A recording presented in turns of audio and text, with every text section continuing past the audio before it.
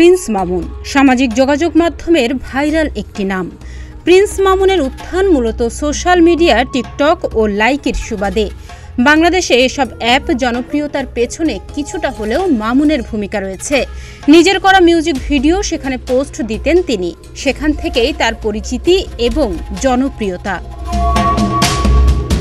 এক সময়ে নাচ শিখেছেন মামুন, সেই নাচের ভিডিও অনলাইনে শেয়ার দিতেন অনেক মজার ভিডিও। এভাবেই তার ফলোয়ারের সংখ্যা বাড়তে থাকে। অনলাইন থেকে তার জনপ্রিয়তার ঢেউ এসে পড়ল অফলাইনেও। বলা যায় বাংলাদেশের টিকটকারদের মধ্যে সবচেয়ে জনপ্রিয় এই টিকটকার মামুন। তার ফলোয়ার বা অনুসারীর সংখ্যাও অগণিত। এখন তিনি দেশের বিভিন্ন প্রান্তে মোটা অঙ্কের অর্থের বিনিময়ে শোরুম বা দোকান উদ্বোধন করে থাকেন। প্রিন্স মামুন ও লাইলা আক্তার ফারহাদ টিকটকের আলোচিত নাম। ফেসবুক, ইউটিউবের সামাজিক মাধ্যমে লাইলাকে নিয়ে বিনোদন ভিত্তিক কন্টেন্ট বানিয়ে বারবারই আলোচনায় ছিলেন মামুন। এই জুটি নানা সময়ে আলোচনায় থেকেছেন, কখনো ঝগড়া নিয়ে, কখনো মামুনের নামে টাকা নেওয়ার অভিযোগ তুলে, আবার কখনো মামুনের নামে লাইলা অভিযোগ তুলেছেন শারীরিক অত্যাচারেরও। তবে এবার সব অভিযোগ ছাপিয়ে লাইলা মামুনের নামে করলেন বিয়ের প্রলোভনে ধর্ষণ মামলা।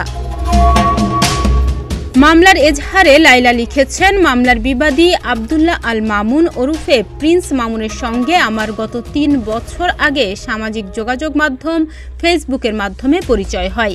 পরিচয়ের এক পর্যায়ে মামুন আমাকে বিয়ে করবে এই মর্মে প্রলোভন দেখিয়ে আমার সঙ্গে প্রেমের সম্পর্ক স্থাপন করেন।